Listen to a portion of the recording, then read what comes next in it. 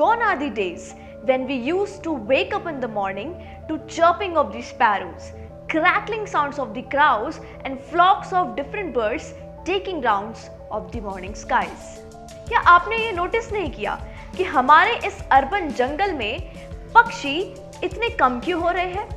आज इस वीडियो में हम बात करने वाले हैं डिक्लाइन होते हुए बर्ड स्पीशीज के बारे में, जो कि एक और अहम सवाल है हमारे अनसस्टेनेबल डेवलपमेंट के ऊपर।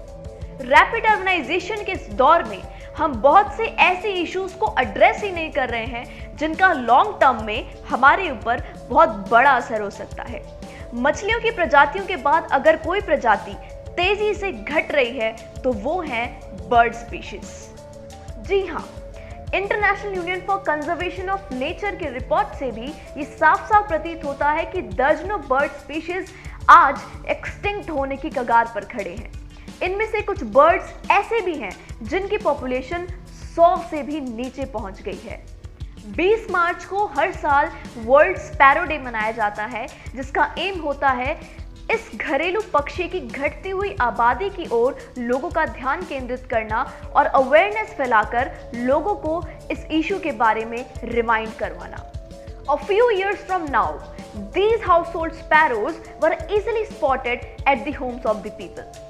But today, the scenario has taken a complete turnaround. आजकल आपको ये पक्षी केवल गांव और देहातों में देखने को मिलेंगे। But what about these cities? शहरों में आखिर ऐसा क्या हो रहा है जिससे इन पक्षियों की आबादी घटती चली जा रही है? A sparrow is to the city what a tiger is to the forest. ऐसा इसलिए कहा गया है क्योंकि स्पैरो अर्बन एनवायरनमेंट के बायो इंडिकेटर्स होते हैं। जिस तरह से टाइगर पॉपुलेशन डिक्लाइन को फॉरेस्ट इकोसिस्टम के लिए एक थ्रेट माना जाता है, उसी तरीके से स्पैरो पॉपुलेशन डिक्लाइन को भी अर्बन इकोसिस्टम के लिए एक बहुत बड़ा थ्रेट माना जाना चाहिए। While no one can be singled out and held responsible for the declining population of sparrows, it is humans who are collectively responsible for it, explains Mohammad Dilawar, the president of Nature Forever Society. हम इन सब के लिए किस तरह से responsible हैं, आइए आपको बताते हैं कुछ फैक्ट्स के साथ। ये कॉमन सेंस की बात है कि जितने ज्यादा पेड़ होंगे उतना ही ज्यादा होगा बर्ड हैबिटेट। अर्बनाइजेशन की इस रेस में हम अंधाधुंध होके पेड़ काटे जा रहे हैं, जिससे न केवल हम ग्लोबल वार्मिंग को बढ़ावा दे रहे हैं बल्कि उन सभी पक्षियों के हैबिटेट्स को भयंकर नुकसान पहुंचा रहे हैं। कैविटीज यानी खाली जगह स्पैरोज, मैनास और पीजन्स के लिए बहुत जरूरी है। स्काई स्क्रैपर्स और ग्लास बिल्डिंग के इस दौर में इन बर्ड्स को अपने नेस्ट बनाने के लिए जगह ही नहीं मिल पा रही है। आपको याद होगा कि किस तरीके से आज से कुछ सालों पहले तक यही बर्ड्स हमारे ही घरों में घोंसले बनाया करते थे, पर आज हमने इनके लिए कोई जगह छोड़ी ही नहीं।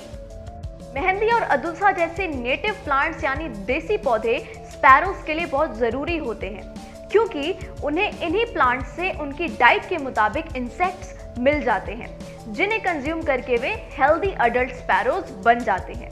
लेकिन इन देसी पौधों को हमने विदेशी पौधे यानी नॉन नेटिव प्लांट से रिप्लेस कर दिया, जिससे स्पैरोज की डाइट वाले इंसेक्ट्स की काफी कमी आ गई है। Sparrows are known to take two types of bath, one with water and one with dust. Due to the extensive use of concrete in the urban jungle, they are unable to take these dust baths. पहले food grains का storage Ghani bags और jute bags में होता था, जिसमें ये birds आसानी से पैक करके फूड ग्रेन्स पे फीड कर पाते थे। Modern grocery storage fully air conditioned और प्लास्टिक पैकेजिंग में हो रही है, जिसकी वजह से इन बर्ड्स को फूड ग्रेन्स पे फीड करने की प्रॉपर जगह नहीं मिल पा रही है। सेलफोन टावर से निकलने वाले इलेक्ट्रोमैग्नेटिक फील्ड्स और रेडिएशन की वजह से स्पैरोज के इम्यून सिस्टम पे काफी हद तक इफेक्ट पड़ता है। इतना ही नहीं, इस रेडिएशन की वजह से स्पैरोज का रिप्रोडक्टिव सिस्टम इनएफिशिएंट हो जाता है और इसकी वजह से ये स्पीशी आगे चलकर रिप्रोड्यूस ही नहीं कर पाते। कुछ लोग ये मानते हैं कि स्पैरोज को कंज्यूम करने से सेक्सुअल डिजायर, सेक्सुअल अपील और सेक्सुअल एबिलिटी इंक्रीज होती है। आज भी इस सुपरस्टिशन की वजह से स्पैरोज को मारकर खाया जाता है। तो सवाल ये है कि हम इसमें क्या कर सकते हैं। आप किसी भी रिसाइक्लेबल मटेरियल से घर पर ही नेस्ट बॉक्स बना सकते हैं और उसे अपने घर के किसी कोने पे लटका सकते हैं। ऐसा करके आप ना केवल इन पक्षियों को रहने की जगह देंगे बल्कि उन्हें कॉन्स्टेंटली फूड ग्रेन्स भी प्रोवाइड कर पाएंगे। हम सभी को अपने घर की बालकनीज में से एक्सपेंसिव इंपोर्टेड प्लांट्स को रिप्लेस करना होगा देसी प्लांट्स जैसे तुलसी, मेहंदी और मारीगोल्ड से। इससे हम स्पैरो फ्रेंडली हैबिटेट क्रिएट करने में नेचर की काफी हद तक मदद कर पाएंगे। गर्मी के दिनों में हम अपनी बालकनीज में एक स्पेसिफिक जगह पे वाटर बाथ्स बना सकते हैं ताकि ये बर्ड्स आसानी से इन्हें स्पॉट कर पाएं। मॉडर्न सिटीज में ऐसे वाटर बाथ्स की बहुत ज़रूरत है क्योंकि इन कंक्रीट जंगल्स में बर्ड्स को पानी कहाँ से मिल सकता है।